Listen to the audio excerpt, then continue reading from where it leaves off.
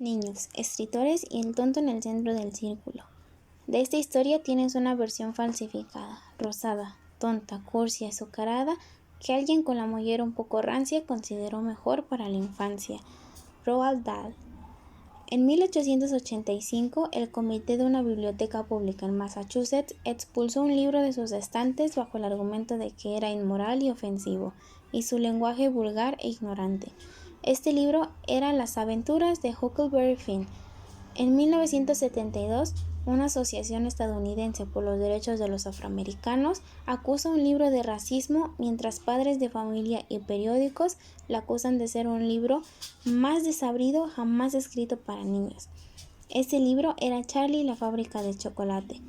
En 2001, en Pensilvania, un reverendo en una iglesia invitaba a la gente a avivar una inmensa hoguera con un mismo título que, 2 años después, sería acusado por el cardenal Joseph Ratzinger, antes de llegar a ser más conocido como el Papa Benedicto XVI, de minar la cristianidad. Ese libro era Harry Potter. Cuando se habla de libros para niños, es casi inevitable hablar también de su censura, del eterno dilema entre lo entretenido y lo educativo, entre lo moral y lo inmoral. El siglo XXI, lejano ya de esa época en que la Inquisición quemaba por igual a los libros y a sus autores, está sin embargo sujeto a nuevas formas de restricción y censura, que en gran medida conciernen a las lecturas para niños y a jóvenes y a cómo éstas deben ser escritas, corregidas, elegidas, publicadas y publicitadas. En Aprendiendo a leer, Bruno Bettelheim y Karen Zillan afirman que la educación se ha convertido en la mayor empresa de nuestra sociedad. Agregan también que aprender a leer tiene una importancia tan grande dentro de la educación del niño que su experiencia en el aprendizaje de la lectura con frecuencia sella el destino de una vez por todas de su carrera académica. La lectura es de vital importancia para niños y jóvenes que comienzan a adentrarse en ella, y la elección de los libros que estos nuevos lectores deben conocer es una tarea movediza, en la cual están involucrados tanto escritores, editoriales, instituciones escolares, organismos de gobierno, así como padres de familia. En defensa de la libre expresión, la American Library Association, ALA, creada en 1876 y en constante transformación desde entonces, está dedicada actualmente, entre otras cosas, a difundir y a contrarrestar los intentos de prohibición de libros por parte de diversos grupos alrededor del país y del mundo, entre los cuales están grupos religiosos, políticos, gubernamentales, consejos escolares y padres de familia. Según la recopilación de casos publicados en los medios y de denuncias individuales que conforman las bases de datos de la ALA, el grupo que más intenta año con año retirar libros de las bibliotecas escolares y de los salones de clase es el de los padres de familia. Pero un dato aún más interesante es que entre los libros en constante riesgo, no tanto de las llamas como de los estantes cerrados, existe una coincidencia de títulos entre los más populares y más leídos por los niños y los más censurados por los padres. Si es verdad que a nivel mundial constantemente se insiste en los bajos índices de lectores jóvenes y en cómo la competencia que los libros tienen con los nuevos medios de comunicación, también es verdad que nunca antes en la historia se había leído tanto y que nunca antes tantos niños habían tenido acceso a la lectura, además de tener mayor libertad y variedad para escoger sus propias lecturas en busca de sus propios gustos y placeres. Y para los censores todo placer es sospechoso. En la lista de libros más frecuentemente retados, challenge, en el sentido de que han sido blanco de intentos de prohibición o restricción, 3 autores y sus obras llaman la atención por coincidir su popularidad con la controversia que provocan. Las aventuras de Huckleberry Finn de Mark Twain, uno de los clásicos más vendidos año con año, es también, desde su publicación hasta nuestros días, uno de los libros más censurados por padres de familia, quienes lo acusan de lenguaje incorrecto, racismo, ser inapropiado para niños, de tener una visión inadecuada de la religión y de la vida. A su vez, uno de los más famosos autores de literatura infantil, el inglés Roald Dahl, tiene sin interrupción un lugar en la lista de la ALA, regularmente por 3 de sus obras, James y el durazno gigante, Charlie, la fábrica de chocolate y las brujas, las cuales son acusadas regularmente de racismo, de misoginia, de violencia, de incitar a los niños a huir de casa y a vengarse de los adultos.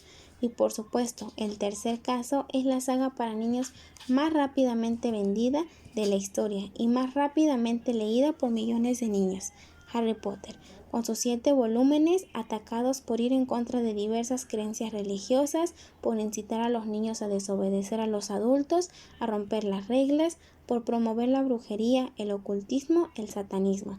Así continúa la lista, y si no es un ismo, es el otro. Si a los niños les gusta tanto un libro, se vuelve sospechoso de inmediato. Afirma sobre la censura de libros infantiles otra controversial y exitosa autora estadounidense de cuentos para niños, Judy Blume. Are you there, God? It's me, Margaret. Tigger-Eye. Actualmente está casi garantizado que en cuanto un libro se vuelve popular se convierte en blanco de controversia, pero si se vuelve popular entre niños y jóvenes se convierte en blanco de la censura. Otros libros de gran popularidad entre niños y jóvenes y en constante batalla contra los censores son varios de J.D. Salinger, por mostrar una filosofía sobre la vida, por lenguaje inapropiado y violencia. El Mago de Oz, de Frank Baum, Peter Pan, de Carlo Collodi, y Cómo matar a un ruiseñor, de Harper Lee, entran dentro de esta categoría por sugerir a los niños huir de casa, racismo y lenguaje inapropiado. Asimismo, varios libros para niños de Judy Blume por sexualidad explícita y lenguaje inapropiado.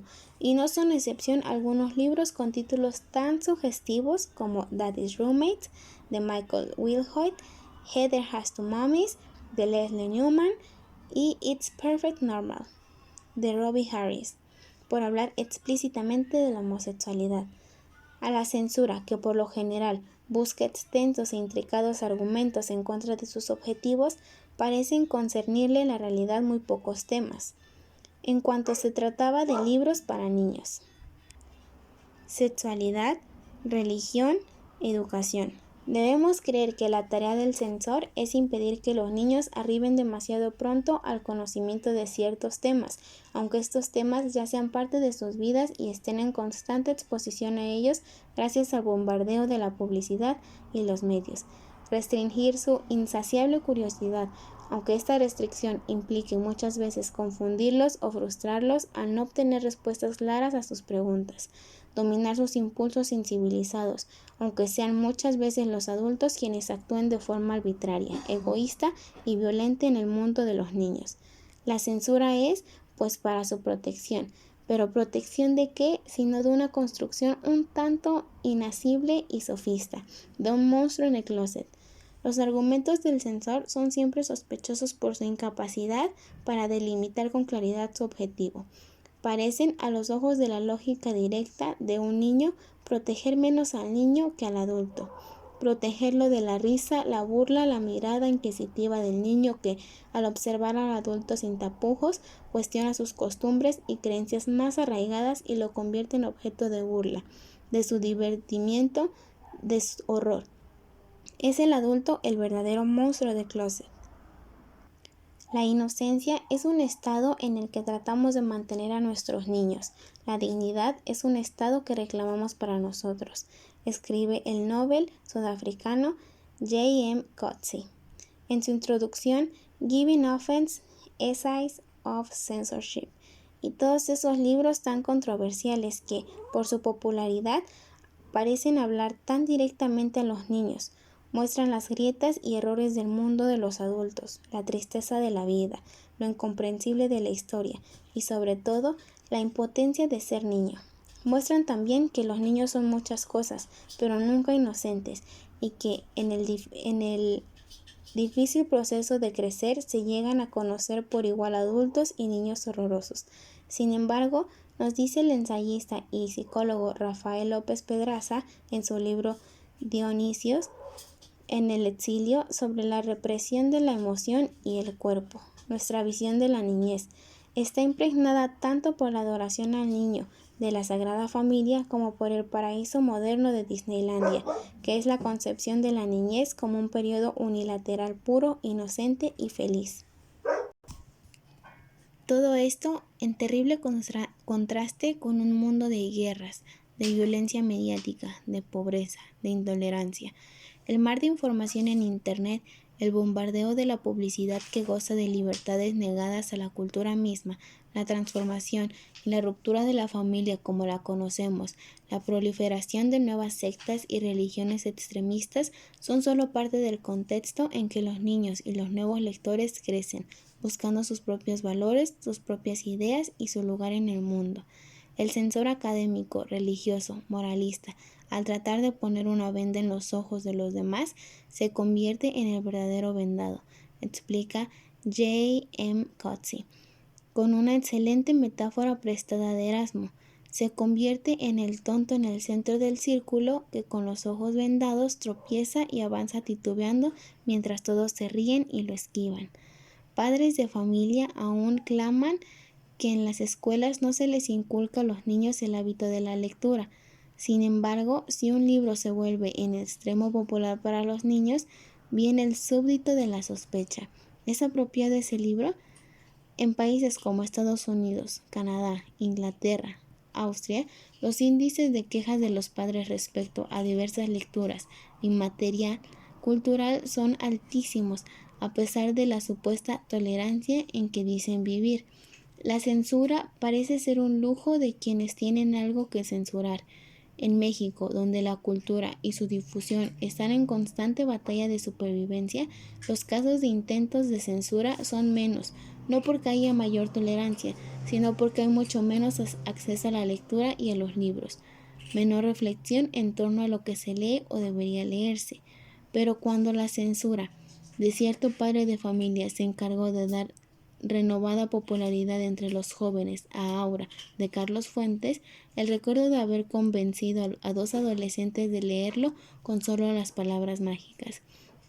Este libro fue prohibido en algunas escuelas, y cuando los libros de biología de la SEP, los cuales hablaban abiertamente de la homosexualidad, causaron un escándalo en la extrema derecha religiosa, no pude evitar recordar esa otra metáfora que menciona Coetzee. El censor que pronuncia una sentencia es tan ridículo como un hombre que trata de evitar una erección. En la actualidad se sigue condenando a las llamas a miles de libros, por fortuna ya no a sus autores. Christine Annie Pickettsi, escritora y periodista, en su ensayo Book Burning, Fueling Flames of Censorship, insiste en que no debe subestimarse ningún intento de censura, prohibir o quemar libros. Los libros alimentan nuestra curiosidad, la censura de libros alimenta la anarquía, y concluye que hay que leer todos los libros prohibidos que sea posible. Probablemente cuando revisen la lista descubrirán que ya han leído algunos. La vida es un teatro, metáfora arraigada en nuestra visión del mundo, y mientras que el papel del censor parece ser el del tonto en el centro del círculo, el papel del niño es, como el del escritor, el de ir más allá de la censura y ver incluso la vergüenza, el horror, para encontrar detrás el entendimiento, la iluminación, el encuentro con el arte y con nosotros mismos.